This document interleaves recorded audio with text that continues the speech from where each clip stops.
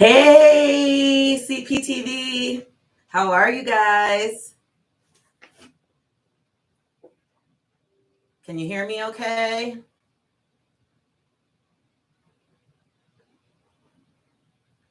I see a few of you are here. Let me know if you can hear me.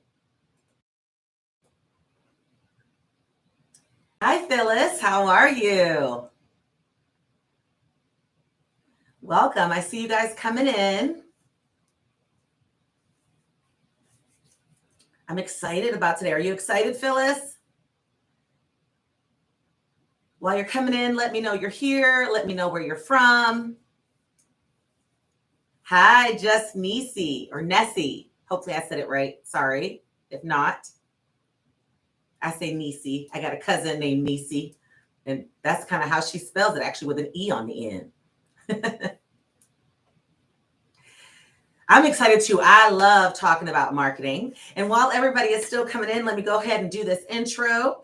Welcome to CPTV. For those of you who are still logging in, I am CP, and this is the place for growing, starting, and aspiring entrepreneurs who want to grow their passions into businesses and their businesses into freedom. If that sounds like you want to make sure that you subscribe if you already aren't subscribed, because that is what we do here. Every single Tuesday, I provide you with the tips, tools, the strategies, and the step-by-step structure on how to grow your business, set up your business so that you can live that entrepreneurial dream and pursue that entrepreneurial journey that plagues you, that's in your mind, and that you so desire. So I am CP. If you are new to CPTV, my name is Cheryl, but everybody calls me CP, so you better as well. And I am so excited to talk to you guys today about marketing.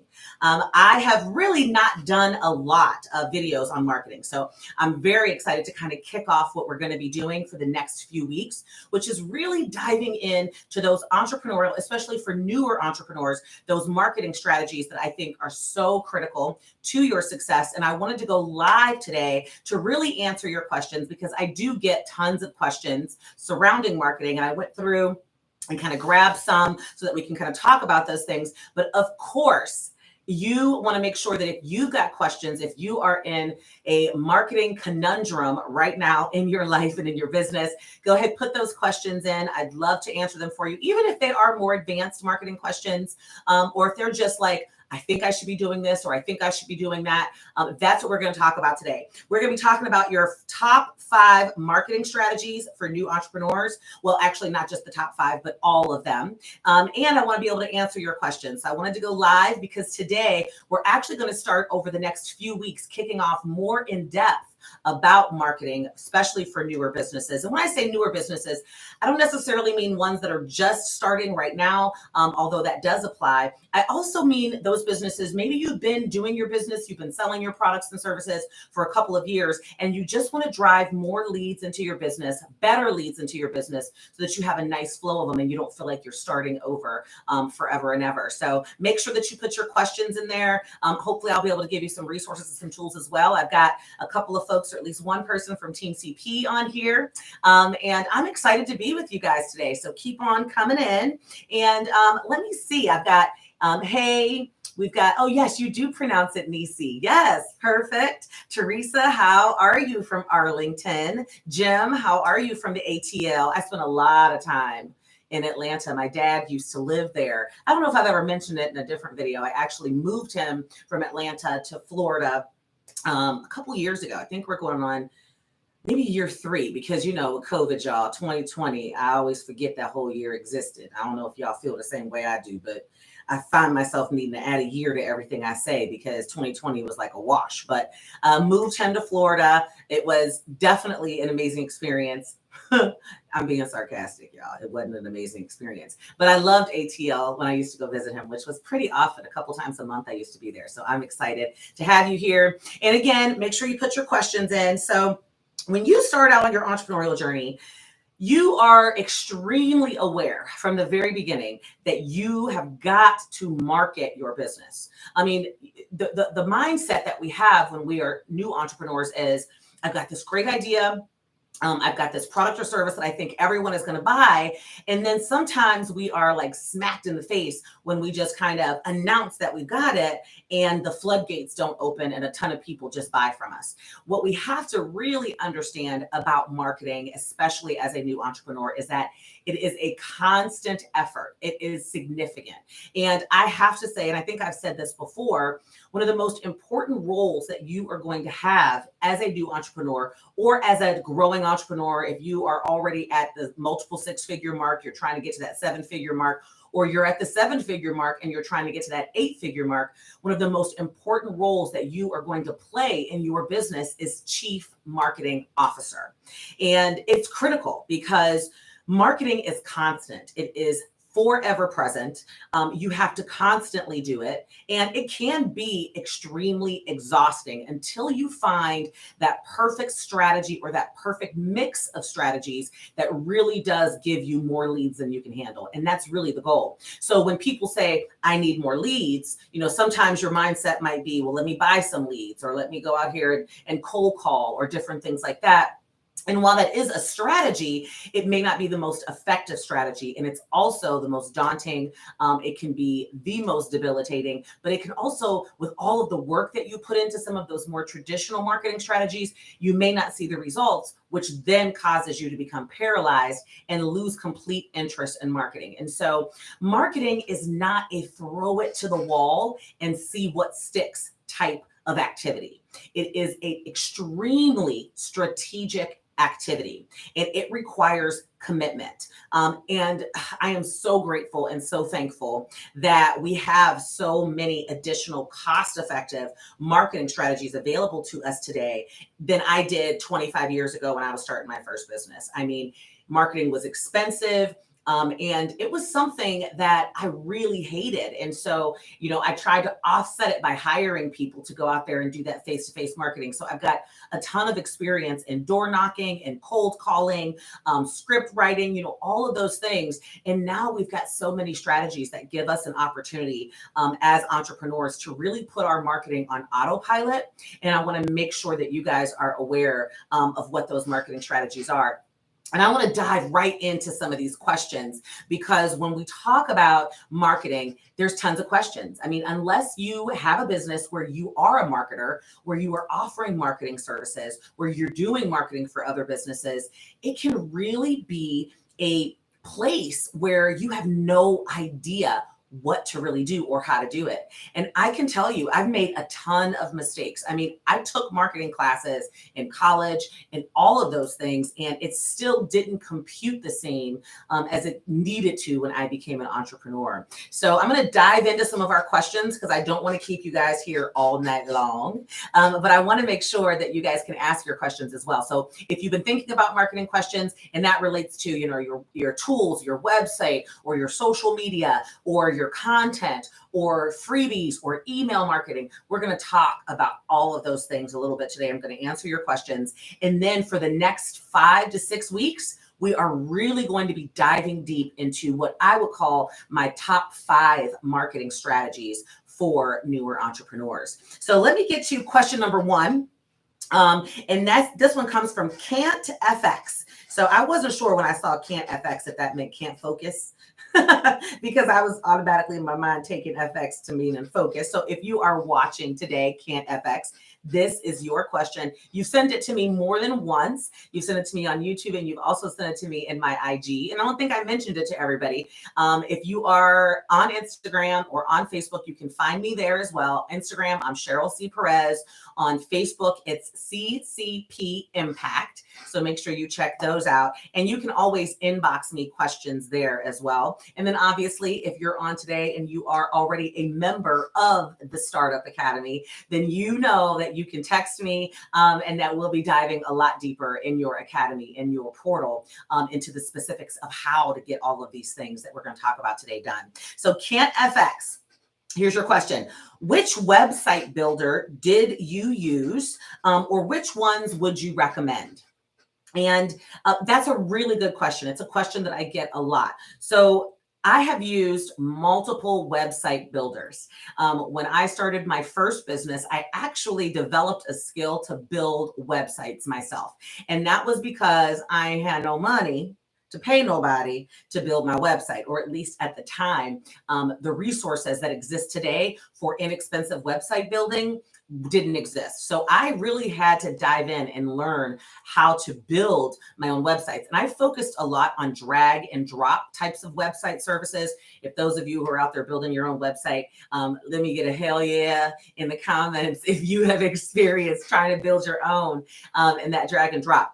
So I've used Wix. When Wix first came out, like years and years ago, I've used Wix. I've also used GoDaddy. They had a website builder at the time that allowed me to go in and kind of play with it myself. And then those of you who've actually seen another video that I've done, iPage also offers various website building things. If you've gotten your domain from iPage because you've seen my video on unlimited emails, they do have website builders in there, including your more detailed, more intense ones like WordPress, all the way to drag and drop. Weebly is one of their website builders that I've used in the past as well. So those are ones that I've used. I currently use a combination of website builders. My website right now is on Kartra. It's through Kartra, which is one of the tools that I love, but it's not necessarily for every single business. It's really good if you've got digital products. If you are trying to put out digital products, it's great for that. And I use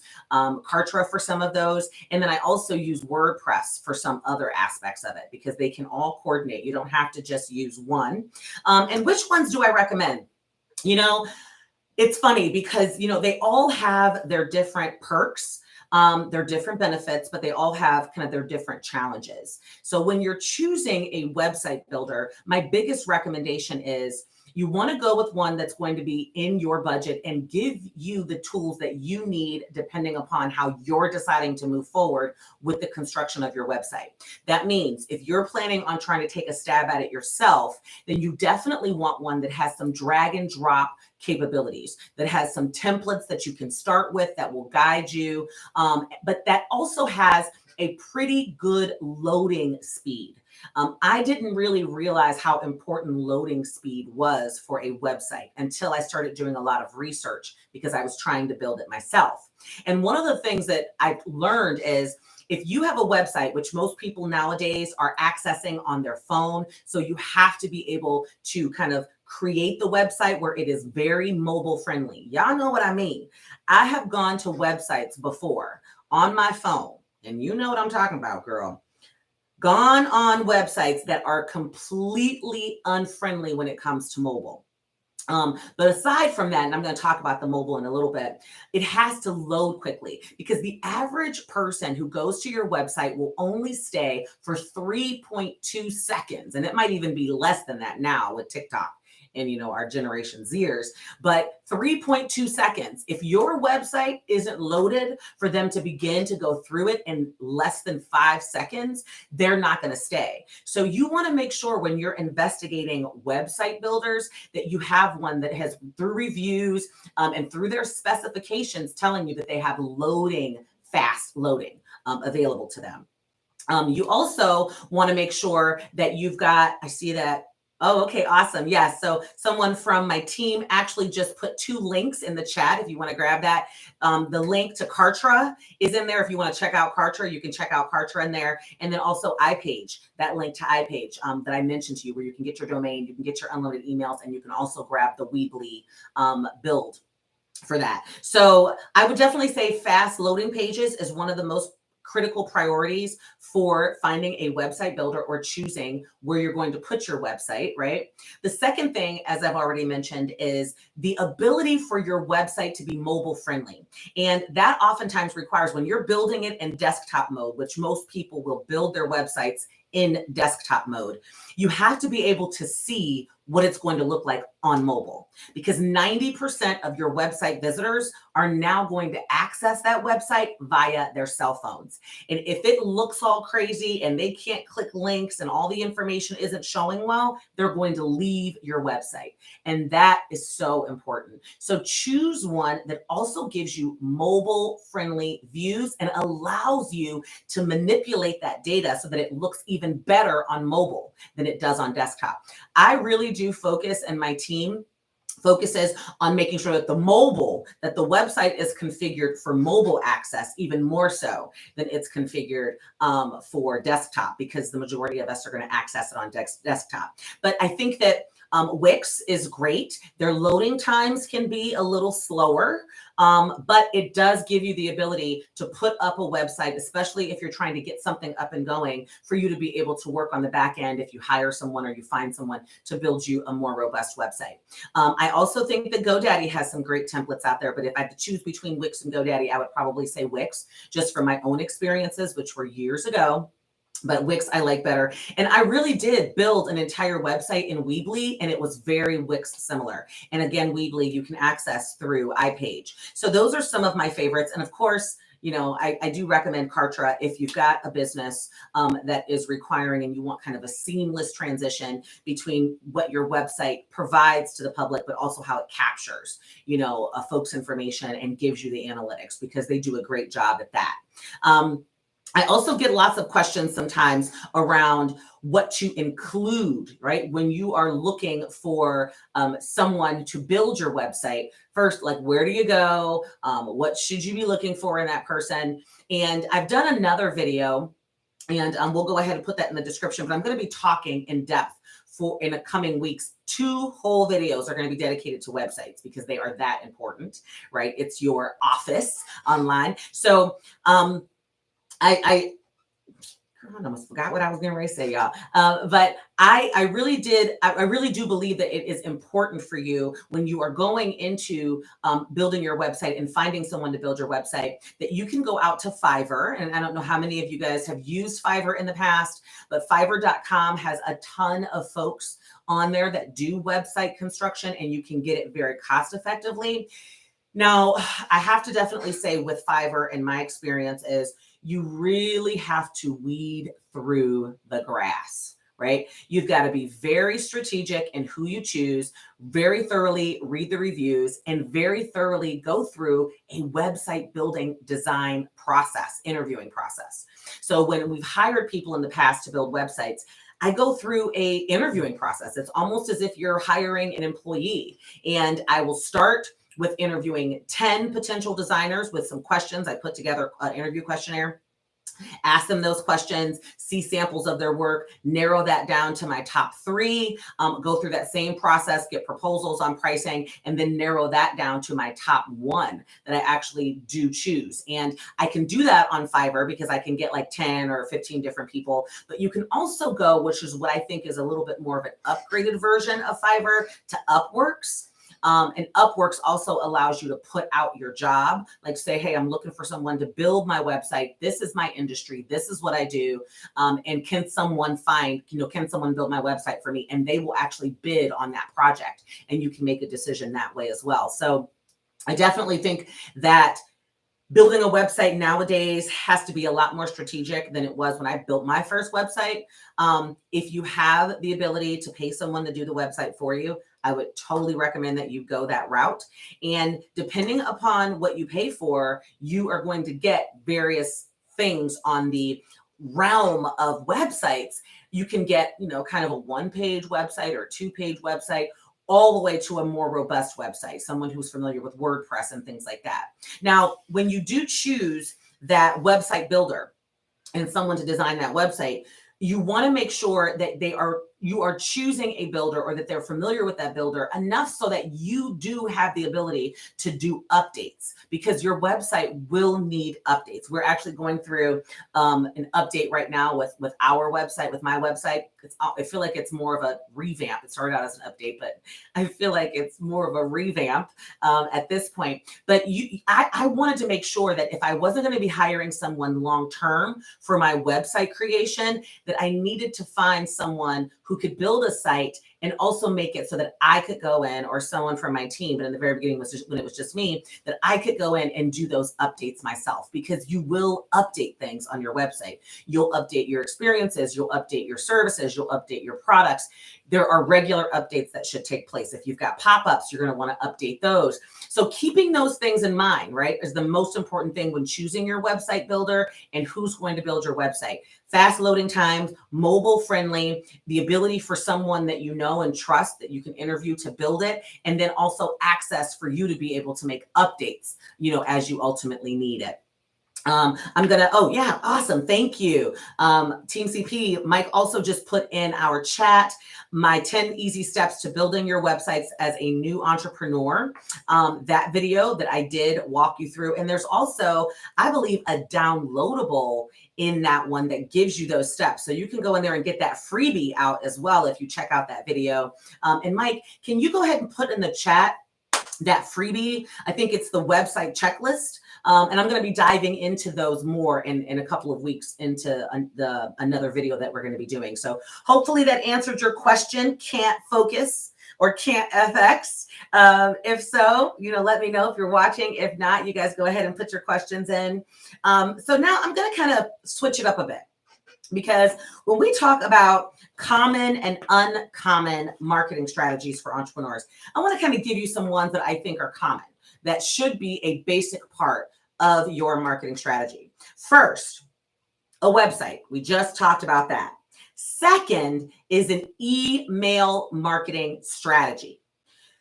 Now, I get this question a lot from folks, especially entrepreneurs who aren't really big on email. They're like, I don't check my email very often. I'm not in my email all day, every day. Email marketing, is it really, is it really the holy grail?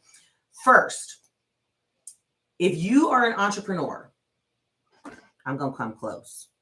If you are an entrepreneur and you don't check your email every day, start. I don't want to bring Asher out here to meet you, okay? He right here. He always with me. If you don't check your email regularly as a new entrepreneur for whatever reason, because you're not used to it, you haven't done it, Asher's going to tell you, you got to get your shit together, okay? And check your email. I don't care what you have to change about your mindset. I don't care what you have to change about your beliefs, because growing a business and getting customers and getting to 6 figures and multiple 6 figures and 7 figures is all about stepping out of your comfort zone. And if checking your email every day is outside of your comfort zone, then you have to make it a part of your comfort zone. Because the fact is 96% of the most effective marketing is done through email. If that wasn't the truth, you all wouldn't have that email address that you have that gets full of junk mail from when you've gone out, subscribed to get a coupon or to buy something online, especially after COVID. Everybody probably has a mailbox full of email. Think about that. If these businesses, these large businesses that are billion-dollar companies, recognize the importance of email marketing for their business, you need to recognize the importance for your small business as well. Gone are the days where you can make those phone calls. You remember, years ago when that law came out, people on the do not call list, we all have spam filters on our cell phones now. If you don't have a spam filter, you better ask somebody, because spam don't even come to my phone. It goes, I don't even know where it goes. It goes someplace in the iPhone heavens. You'll never get through to somebody via phone.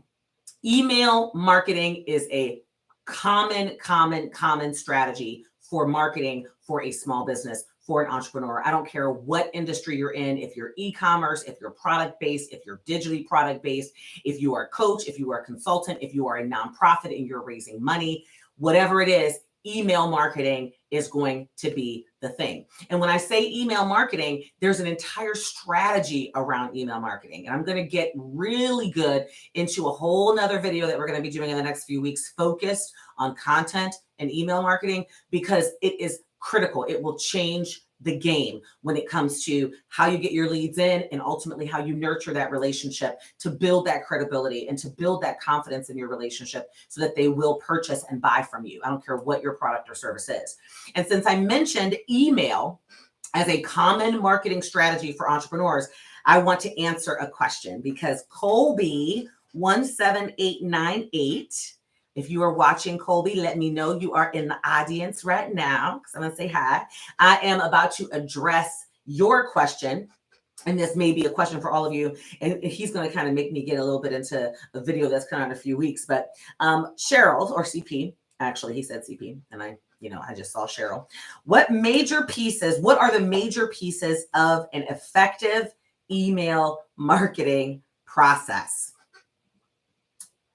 Colby, it's an entire class, an entire training I can do. I am that passionate about email marketing processes. But just to give you a little glimpse into what I would say are the most major pieces is, number one, you have to get someone to willingly opt in to your email list, right? So they have to willingly opt in. And that means you have to give them something that they find valuable enough, that they need, and that they find valuable enough to want to give you that currency of their email address, right? Email addresses nowadays are just like phone numbers. Back in the day when somebody would tell you to give them their phone number, you'd be like, I don't want to give you my phone number. Or even now, you might not be that open to giving somebody your cell phone number, right? That is a hot commodity. I know me, I guard my cell phone number like the plague, because it is the only way someone can really get in touch with me other than email. And even that's in my phone. So that valuable currency of your email address is so important that you've got to give someone something that's valuable, that they can actually experience a change and transformation with, in order for them to give you that email. So that's the first step in an effective email marketing, right? You've got to get them to opt in by providing them with something valuable that they'll give you their email address in. Besides that, with GDPR, with all the rules and all the laws surrounding email marketing, they have to opt in. So you can't just go buy a list. There are a lot of places out there. I actually got an email message the other day from a company that I used to use way back in the day when I used to buy phone numbers, back in the day when you can actually buy phone numbers, y'all. You could buy them. They were expensive, but you could buy them. Now they were trying to tell me that you could buy email addresses. And I was like, this might be a conversation that I actually need to have. So I emailed them back. I'm like, yeah, let's go on the phone and talk. I got questions. But they weren't like, yeah, I'm going to work with you questions. They were, how in the hell are you pulling this off kind of questions? Because I wasn't sure how I was buying email addresses. But even if I was going to buy them, and even if I did upload them into a system in order to email these folks, if they don't know who you are or what you're doing, and they didn't ask to be on your list, they are going to opt out of that instantly. So if you're paying for email addresses, like I see, it was literally $1.20 something cents per email address. You heard me, $1.20 something cents per email address. So already at 500 email addresses, I'm at, $550, roughly somewhere around there, $525. And I'm like, how much of that $525 can you guarantee is going to stay? Because, somebody gets an email message, they're going to opt out. They're going to report you as spam. They didn't ask to be in part of your email. So that he, of course, was like stuttering because he had no idea what I was talking about with all the questions that I had. And I asked him how legally he was doing that. And they had bought a list from, somebody at some other company. So be aware of that as well, y'all. You can, sign up. If they don't tell you that they don't sell your information, then they might actually sell your information. You have to definitely know that somebody's not going to sell your information. Like if you join the CP Insiders list, my VIP list, nobody has access to that. Nobody can see all your stuff. I don't sell that to nobody. It's nobody else's business. Those are my peeps. And those are the people who want to interact with me in a different way. They want to get different concepts, different ideas, and different stuff from me. And so ultimately they want to work with me in that way. But aside from that, once you get that opt-in, that legal opt-in, right? That someone actually comes in and opts to be a part of your email list. The second biggest piece is you've got to nurture that relationship. And you've got to begin a campaign, an email campaign, and an email strategy around connecting with that person, right? Connecting with that person. And that I would call it like a nurture sequence, kind of an introductory sequence. First thing you want to do is make sure that you're giving them what they've requested for you to get their email address. So if it's a tool, if it's a cheat sheet, if it's a checklist, if it's a coupon, if it's a sample of your product or a sample of your service, you want to make sure that you deliver that to them and that you follow up with them so that they've actually utilized it. Check in, see how things are going, because if they don't get the value from it, it's going to be difficult to get that relationship nurtured. But you got to make sure that you're nurturing that relationship. And in the video coming in a few weeks, I'll give you some more specifics on how to do that. And once you have nurtured that relationship initially as a newcomer to your email list, you've got to make sure that you consistently talk to them. That you consistently provide them with value. The biggest mistake that you can make if you're doing an email marketing process or an email marketing campaign is to get someone on your list, to send them a couple of emails, and then never talk to them again. You never talk to them again. And then when you are trying to sell something, you want to just ask them to buy. What's their motivation? Like that's like, we've all been, just to keep it real, you've been on a date before with somebody and all of a sudden you leave the date, you go home and you ain't heard from them for 3 weeks. And all of a sudden they call you out the blue like, boo, can I come over and Netflix and chill? You like, what? What's my motivation? I ain't heard from you. I don't have that experience right now because I know I'm married. But if I was dating, that strategy, that email marketing strategy would not work. No, you can't come Netflix and chill. No, you can't come to my house. Matter of fact, don't even call me no more because I ain't heard from you. And that's exactly the same feeling that I'm laughing. Team CP's behind me like, what are you doing, girl? But y'all know how I am. Anyway, that is the same piece of that marketing process. Be consistent in delivering them content. Now, I get a question oftentimes, what is consistent? How, often? At least once a week. At least once a week. You want to make sure that you're providing them with some communication. Allow them to reply to you and ask questions. It's great intel, and it really does form that relationship, and it helps you fulfill your purpose. So if I had to break all of those major pieces down, getting someone to opt in willingly, beginning to nurture and develop that relationship, and being consistent in communicating with them regularly. Those would be my big 3 pieces. And as I mentioned, I'm not going to give too much away in this answer, Colby, because I want to make sure that you subscribe if you are watching and you haven't already subscribed, but that you check out my video that's coming up in a few weeks, specifically diving into email marketing strategies, because I'm going to get really in depth to exactly what that process should look like. So let me do a quick check here. Oh, thank you. Team CP put in the definition of Asher. If you guys don't know the definition, make sure you check that out in the chat. I'm going to do a quick view here about some questions. Do you guys have any marketing questions about websites or email marketing? Okay, none yet, right? Does that mean I'm doing a good job, y'all? Does that mean I'm doing a good job? Let me know. Let me know. All right. So I talked about website being a common marketing strategy for new entrepreneurs. And these are your basic common ones. You got to have them, y'all. Email marketing. The next big one, common marketing strategy that I'm going to share with you before we end. Thank you. Thank you, Nisi. Thank you. I needed that, right? It's hard. Doing lives are hard. I know a lot of people out there are like, I don't want to do lives, and I feel you. Even some of my students and coaches like, I don't want to do lives, because you are kind of talking to yourself, and sometimes you don't get that feedback. So I appreciate you guys, giving me the thumbs up in the chat.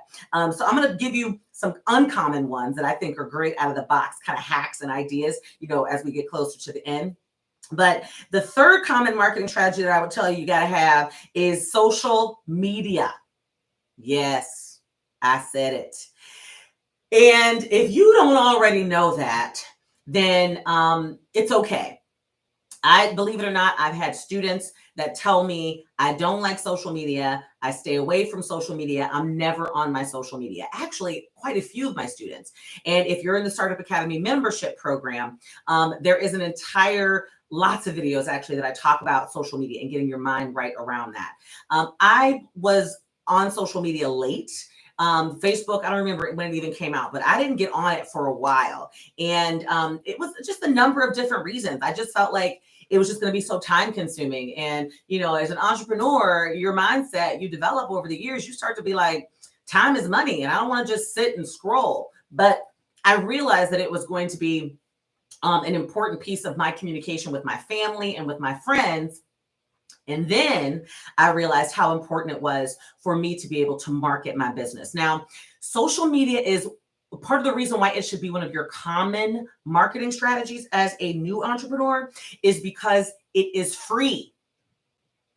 That's that long, you know, dramatic pause that you're supposed to do when you're doing a speaking engagement. Yeah, you're supposed to do a long dramatic pause. It's free. And I'm here to tell you, if you don't understand the importance of free marketing mechanisms and channels and platforms, I have to share with you. Back in the day when I started my first business, my marketing budget was over six figures because I had to pay for everything: brochures, print flyers, to be in a newspaper, to be in a publication, to get one of those, you know, late night in the middle of the night when somebody has insomnia TV spots. You got to pay, and those cost big money. Otherwise, you had to pound the pavement. You had to go out there and make cold calls. You had to get in and out of your car and knock on doors, right? Word of mouth. You had to be out there physically getting that marketing done. And when social media came about and all of the platforms began to focus around giving businesses an opportunity to reach billions of people through their platforms, you have got to understand how important it is to jump on social media. Now, next week's video, I'm going to be diving a lot more deep into what you should be doing with your social media. And I think in the Startup Academy, if you are already a member of the Startup Academy, make sure that you check out how to grow your audience with social media. It's in your marketing section. It's a very detailed training. It's a long one, but it's a very detailed training. So make sure you check that one out because it walks you through the how of getting all that stuff going. But it is so important that social media marketing be a part of your marketing strategy. Now, I'm not saying it because it's going to be impossible for you to go and master all social media platforms, right? There's new ones that are popping up, I feel like, every day. We've got Clubhouse that is like, you know, about a year old or a little over a year old, or maybe coming up on 2 years old. I think it's coming up on 2 years old in the fall. We've got TikTok. As you guys know, when it first came out, you know, it was in a certain audience. The algorithms on those two platforms make them extremely sexy because the other ones, the older ones, they're getting more, the algorithms and the AI is getting a lot more intelligent and focused around their own company strategies. But I definitely say you have to be ever present and find a primary platform. And that primary platform is not based off of what you like or what you're into. It is completely based off of what your ideal customer and what your audience is into. So, guys, before CPTV, I didn't have videos on my own YouTube channel. I used YouTube as an avid user because I feel like you're going to learn all kinds of stuff on YouTube. I mean, I'm a everyday go check something out. Somebody on YouTube will show me how to do something person. Much like a lot of you are, right? YouTube, I never had one video on YouTube. So if I really was just picking my primary platform based off of my own needs and my own desires and my own excitement, I probably would have gone with Facebook because, and I don't know if I'm showing my age, according to my kids, I'm showing my age. I show my age because Facebook, according to my 16-year-old, and you guys have met Nia before if you're a CPTV watcher, that Facebook is for old people. Yeah, literally old people. Let me know if you feel the same way in the chat. If you feel like I probably would have chose Facebook, but because I recognized who my audience was, what I was trying to accomplish, who I was trying to help, and how I was trying to help them, YouTube was my primary platform choice. And so, as you guys know, I focus on YouTube, I focus on you, I focus on CPTV, and I still have a presence on the other platforms. I still utilize the other platforms to show different sides of my personality and to connect with my audiences in different ways. But those are supporting actors in my social media strategy. Now, later on, one of those might become my primary actor, right? They may become my lead. But right now, YouTube is my lead. I am on IG. I am on Facebook. I am on TikTok. I am on LinkedIn. I am on Clubhouse, but they're supporting actors, and I use those to support what I provide primarily on YouTube. So that's why I'm live on YouTube tonight, guys, and I'm not live on Instagram, or I'm not live on Facebook. I could stream to all of those, but this is where my focus is because that is a part of my social media strategy. And it's also, when do you get your social media? I talk about this a lot. When you are choosing your business name, back in the day, before you pull the trigger on that business name, you not only want to make sure that it is available with your state when you're getting ready to register, but you also want to make sure that the domain name, the .com, ideally is available, but also all of your social media handles are available. Because if it's not, you're going to want to pick a different name, because social media is going to be, especially for newer entrepreneurs, smaller entrepreneurs, and entrepreneurs who want to spend less money and get the biggest bang for their buck out of their marketing, which should be all entrepreneurs as far as I'm concerned.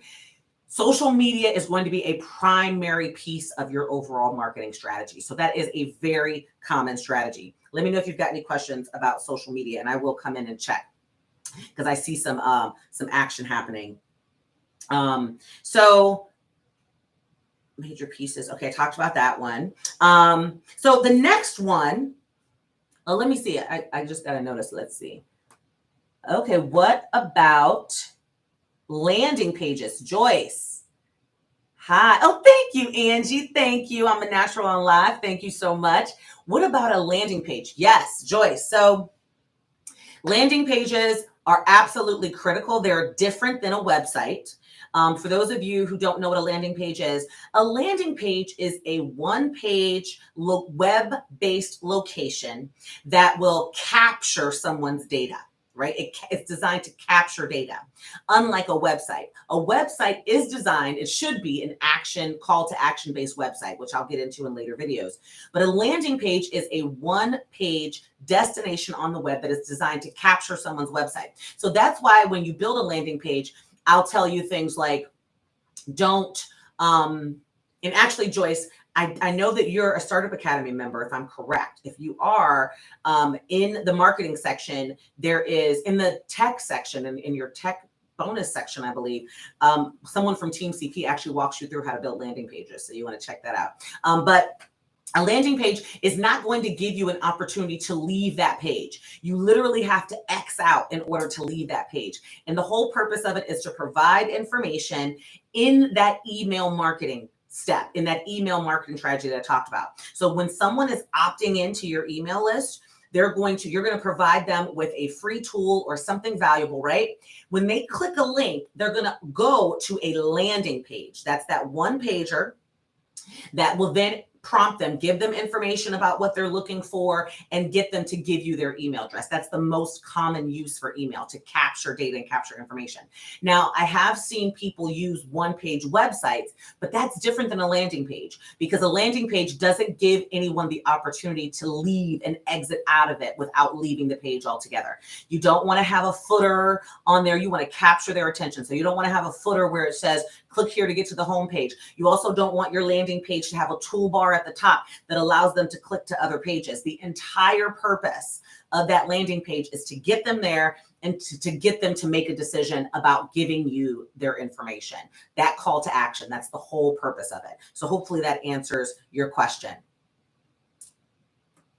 Okay, awesome. And Sonia, I see you say, oh, okay, I didn't give thought to the social media handles. Yes. It is a strategy that I teach. When you are picking your business name, check them all. And actually, I did a video on how to pick your business name, the best way to pick your business name, where I actually show you a site that you can go to where you can check the domain and all the social media handles that are available. And you're going to see Flickr on there, Stitch, you're going to see all of them on there. And it will tell you if your social media handle is available for your name. So I'll ask Team CP, Mike, if you can throw that link into there to that video. I would definitely say, Sonia, grab that video and watch it, because it will take you to, I believe it's Namevine, but it'll take you directly to that link so that you can check that out, because you want all your social media handles immediately. I messed up on that, and that's why my Facebook for my business is CCP Impact versus Cheryl C. Perez, because I had already named my personal Facebook page years ago Cheryl C. Perez, because that's my name, and then it wouldn't let me switch. It wouldn't let me switch it out. So I do still have Cheryl C. Perez, but at the time my company wasn't under my own brand, so I hadn't created like the umbrella company yet and all that kind of stuff. So, but I do still have it, but I didn't get it exactly where I wanted it to be. So that kind of can answer the question for you. So the fourth common marketing strategy that I want to make sure you guys have is content marketing, right? Content marketing. I'm going to dive really deep into content marketing in an upcoming video. As you guys know, obviously, I am really, really huge on providing content. And there's different levels and different aspects and different kinds of content that you can provide. I'm a firm believer in free, valuable, transformative content. So that means if I'm going to give you content, it is going to transform you. You're going to be able to get enough out of my free content that you can actually experience a transformation in your business. And that's important to me, because that's my goal. Whether you become a member of the Startup Academy, whether you ever pay me for anything, I still want to see you on the street somewhere, meet you out there in public, and I want you to hug me and say, girl, you helped me. That is something that makes me feel good. And so content marketing, I first learned about it, and I don't want to get into a future video yet, but a mentor of mine, someone who had an amazing impact on my business. He's actually on my advisory board, because I have an advisory board for my business. And he's on my advisory board now, but he was always a mentor. And he handed me this book called Content Inc. And it was written by Joe Paluzzi, and Joe Paluzzi is from Cleveland, Ohio, which is where I'm at. So I have met Joe. I do know Joe.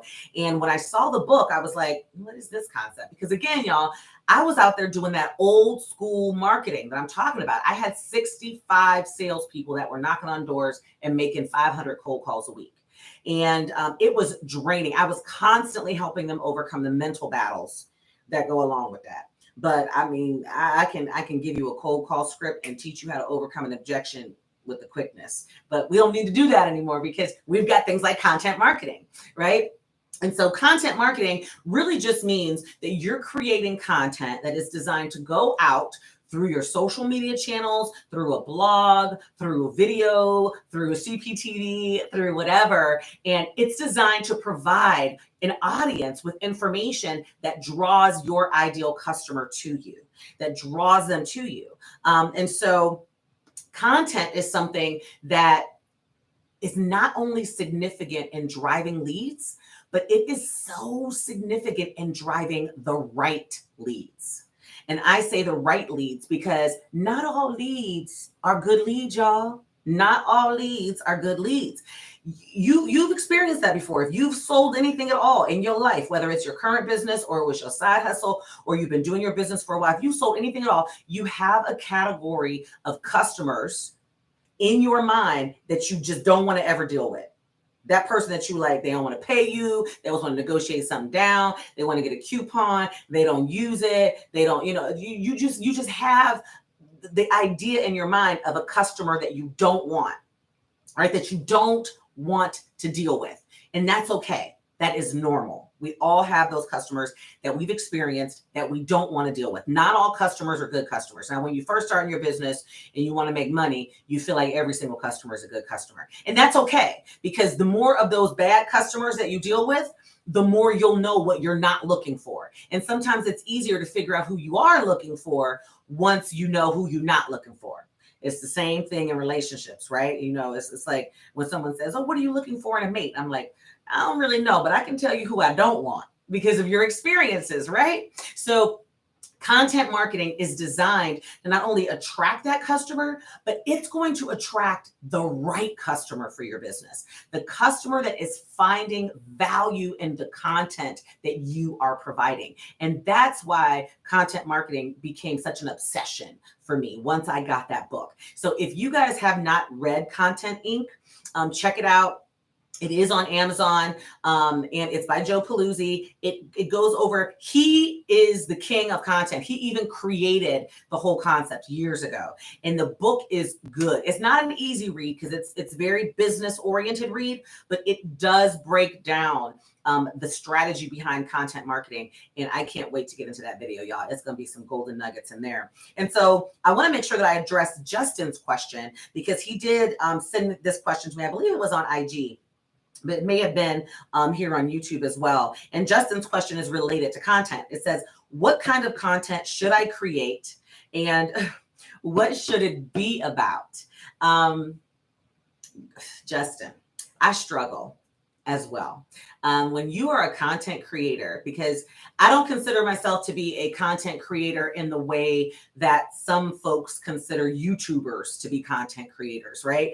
Although I would probably say that because content is such a major piece of my marketing strategy, that I would definitely say I'm a content creator. I am consistently creating content in my products, in my services, in my free marketing. I'm constantly creating content. It's kind of what my whole business is based around training and content and helping people learn how to get stuff done practically, right? Step by step and practically. So when you ask what kind of content should you create, I think I've already alluded to it, but it has to be valuable. It has to be free. Not all content, but if you're talking about the content that builds your email list for marketing purposes, it has to be free, and it has to be transformative. Transformative. I'm a huge believer that if you give someone a free piece of content, it needs to transform an experience for them. And I'm not just talking about, trainings or teachings. I'm talking about anything. If you're a product-based or an e-commerce based business, you give someone a coupon, or you give someone a style, or you give someone a wardrobe idea because they're getting ready to go out and go to their reunion or something like that. That can be transformative for them. They could have been stressing about what to wear, what was going to look good on them, how to make the clothes that they're looking at, wanting to buy, fit with their body type. And you providing them with some tips and tools around what type of clothing looks best on an hourglass figure, or on a pear-shaped person, or on someone who is top heavy. That content can be transformative for those people. And so that's what I'm telling you. If you're a product-based e-commerce business, you can deliver content that helps transform and communicate your message. That is what your content should be. And that's the kind of content that you should create. Free, transformative, and ultimately extremely valuable, right? What should your content be about? That's a great question. Content should be about what your customer tells you they want, all right? What your customer tells you that they actually need. Oh, Sonia, I prefer clients rather than customer, because you must serve a client, and that's what a business is about. Absolutely. Absolutely. I agree. I say client and customer. And I think it really depends upon the type of business that you have too, right? Because most of my clients, because I'm in coaching and consulting world, they're clients. But for some product-based businesses and e-commerces, you guys, so we will use that term, Sonia, definitely interchangeably for you guys. But your content needs to be about what your customer tells you that they want, really. Meaning you have to do a deep, deep dive into who your customer is, and most importantly, what their challenges and what their pain points are. You have to be an amazing listener. You have to be an amazing listener. Oftentimes as entrepreneurs, we're assertive. We believe very strongly in our products and services. We believe very strongly in what we do and what we provide. And sometimes that strong belief causes us to become so inner focused, meaning we base a lot of what we do, a lot of what we put out there, and a lot of our decisions around what we believe, right? What we are assuming, how we feel, what we want, why we're doing it. The key to understanding your ideal customer is to get rid of that egocentricity. It's egocentric. It's very egocentric. You're not going to be the one buying from yourself. I mean, you could be, but you ain't gonna really grow a business that way, right? You want to listen, you want to learn, you want to constantly hear your audience. You want to get them to ask you questions. You want to listen to what they're saying their challenges are. You want to listen to their pain points, and you want to build your content and your products and services that you're offering around those needs. Do not assume that you already know what everybody wants. And there's various ways. I know I have a video that I talk about, finding your ideal customer or how to find their perfect customer. I think that I have that video. I'll ask Mike to throw that in if you can, the link to that video, so that you guys can check that out as well. But in that video, I talk about how to find your perfect customer. And it is so critical for you to always be listening. Sometimes, and this is a true story, y'all, sometimes I'm not working and I can actually be out socially. And my friends or people that I'm with, or even, my husband or my kids, they can get really frustrated with me because I may meet someone and they, say, "What do you do?" And then I say, "What do you do?" And I realize in that conversation that they are potentially an ideal customer for me, right? They are someone that I've identified just in our conversation that they could potentially, need me. We could work together in the future somehow, some way. And I will go into this in-depth conversation about everything that they need. I never pass up an opportunity, even if I'm supposed to be relaxing. I never pass up an opportunity to talk to an ideal customer, because you get so much information from them. And that is what you want to build your content around. That is what your content should be about. 100%. So it's various topics, but that content should be about what your customers want and need, and then also drive them to the solution. So the content is giving them tips and tools on how to overcome those challenges, and then your product or service is the ultimate solution to that pain point or that challenge. You see how that goes? So that is really what your content should be about, Justin, and hopefully that answered your question for you. I'm going to give a quick check here for some questions, because we got about 5 more minutes. If you guys have questions, I recall cold call marketing. Yes. Hey, Kelly. Hey, my baby girl on, y'all. My daughter, my second oldest daughter, Kelly, is on. Everybody say hi, Kelly. Yes, your ideal client, your ideal profile is absolutely critical. And absolutely, Sonia, keep your ears to the ground. So the last common marketing strategy that I want to make sure you guys are keeping out is offline promotion. That's really word of mouth promotion. We know what that is, right? That's getting that social proof. That is going to networking events. That is putting yourself out there in person, meeting people face to face. You still have to have that as a part of your marketing strategy, and it does require you to kind of get out there and put yourself out there. I know after 2020, a lot of us, and including myself, I've developed a little bit of social anxiety, and I definitely have some splaining to do with some of my closest friends, because I just haven't been as actively out there seeing them, because we were so isolated, and I kind of got into that rut. And so I've been slowly kind of weaning myself out of that social anxiety piece, where I'm like, no, I just want to keep my little small circle that I was used to talking to. And it's not just social. I would probably say it's because we still got this pandemic crap going on, and we all get a little trepidous, but you definitely have to put yourself out there and do an offline marketing strategy as well.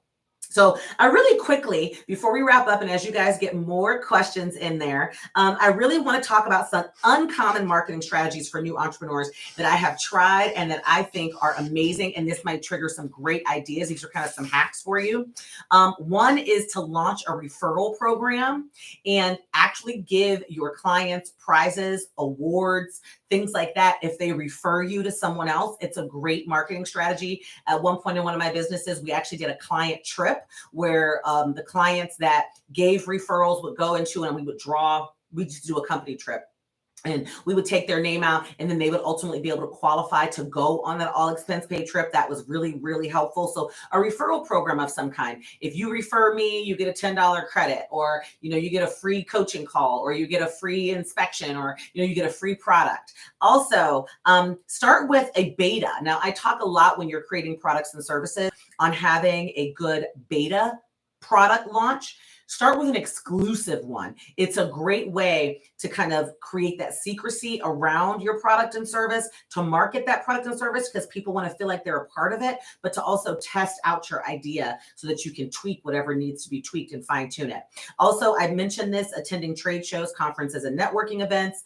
Public speaking is a great marketing strategy if you are into that. If you can do it. I can tell you, public speaking has actually become a huge income stream for me, but it wasn't always an income stream. I've been doing public speaking as a marketing strategy for years, and it was hard to transition into it being paid, an income stream for me, because I was so used to it being a really big marketing strategy, and it still is. There are some speaking engagements that I don't get paid because the audience is going to be my ideal audience, and I know that it's going to be an amazing marketing strategy for me. So if you can get out there, if you can do workshops, if you can, be a guest, if you can host a panel of some kind, if you can get out there and get your public speaking chops wet, it is a great way to market, because it's a great way to deliver real content in real life, face to face, and to actually attract your customers. Host a contest on your website for people to join your email list. You can give people a contest that way. If it's football season, I love doing like football-based contests because, I'm a football head, y'all know that. Also, connect with another brand or collaborate.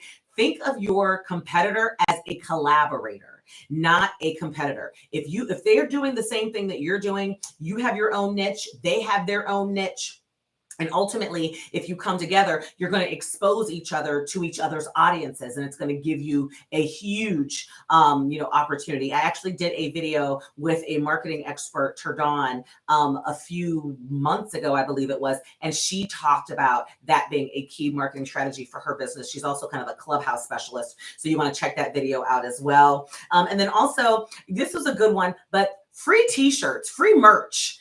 If you are at a point where you can create merch around your business and people can walk around with your logo on, or your business name on, or your saying on, it's a great way to market, because when someone likes a t-shirt or sees a piece of clothing and they start asking questions, it gives you an opportunity. Even if you just tell you and your team, whenever you go anywhere, you give them all, you give every single client a free t-shirt, you wear your t-shirt, your kids, your aunties, your uncles, your clients, your employees, give everybody a free t-shirt, because they're going to walk around just like people use pins, iPhone cases, just merch. If you can give away free merch, it's a great marketing strategy. So those are some of my more favorite uncommon ones. And we talked about those common ones. And I know I've mentioned we've got like 5 or 6 weeks of awesome marketing focused content that I'll be bringing your way. And I want to do a real quick skim to see if there's any additional questions. If you guys got any, get them in the chat.